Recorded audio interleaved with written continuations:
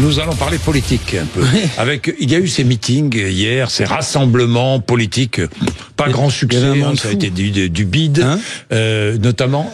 Un ratio avec 68 millions de Français, il y avait un monde fou. Oui, c'était un bide. Un bide à la République, un bide place Vauban. Oui. Alors le troisième meeting, c'était un meeting dans une salle fermée, donc évidemment rempli la salle, mais bon, c'est pas non plus l'affluence. Non, ça veut dire quoi? Ça veut dire que les Français sont fatigués par la politique et les politiciens ou politiciennes. Je ne sais pas. La triple mobilisation dessine.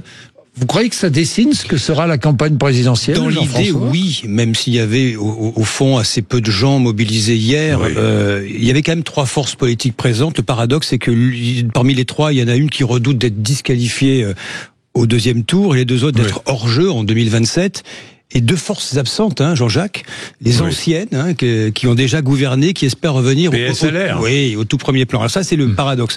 Avec ce parfum présidentiel que vous décrivez, les quelques autocars pour ramener les militants, les drapeaux tricolores, puis les chiffres de participation, tout ça est un brin ridicule. Oui. Nous sommes à 2 ans de la présidentielle. C'est loin, tout ça. Bon, Marine Le Pen a donné le ton avec sa nouvelle bataille politique. Je ne lâcherai rien.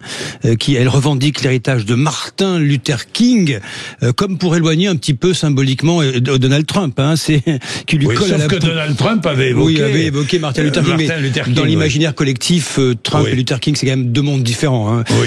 Battue dans les prétoires, la triple candidate en appelle à une victoire par le peuple, par-delà la justice. C'est justement ce qu'a fait Donald Trump pour se faire réélire aux États-Unis. Elle a pourtant opéré un virage hier. Elle ne joue plus vraiment le bruit, la fureur, plus trop, mais plutôt la démocratie outragée. Elle maintient la pression sur les juges, ça va durer jusqu'à l'appel, à l'été 2026, l'an prochain.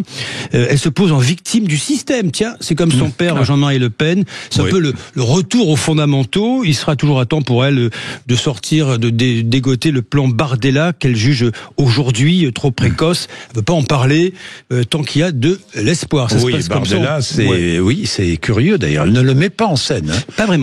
Elle ne le fait pas monter sur scène. Nous verrons bien. Il peut parler, il peut provoquer, mais c'est tout, c'est tout. Pour l'instant. Face à elle hier, 2 autres partis dont l'avenir présidentiel est incertain. Oui, la France Insoumise, place de la République, qui veut se positionner en éternel alternative face à l'extrême droite. On se jette des anathèmes en permanence, mais sans le PS, sans le Parti communiste, ça veut dire que le divorce, pour l'instant, est durablement consommé à gauche, y compris quand il s'agit de cogner sur le Rassemblement national. Même Alexis Corbière a été hué, sifflé, insulté lorsqu'il a pris la parole. Oui, alors le désamour avec Jean-Luc Mélenchon est profond. Ça, c'est pour la France Insoumise. Même difficulté tout de même pour Gabriel Attal, qui s'est glissé sur la photo. Son meeting Renaissance était quand même prévu de longue date. Il aura cogné, vous savez, c'est tu voles, tu payes, surtout quand on est un politique adressé à Marine Le Pen. Et il nous a resservi ce barrage anti-RN de 2022, cette espèce de plat réchauffé.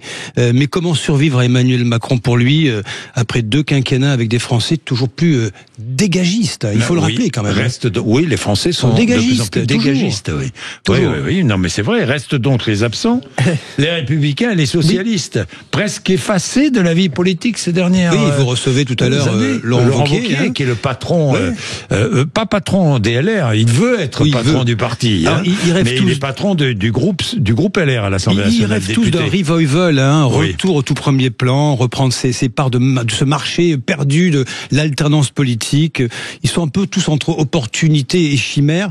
Alors, une difficulté de taille, il faut le rappeler, c'est le peuple et lui seul qui décide à la fin, et en ce moment, il n'a pas la tête à ça, le peuple français. L'inquiétude et la colère sont toujours là. Jean-Jacques, Marine Le Pen, qui est à l'origine de ce déclic présidentiel, elle joue sa survie politique. Personne ne sait ce qui va se passer dans les prochains mois. Personne.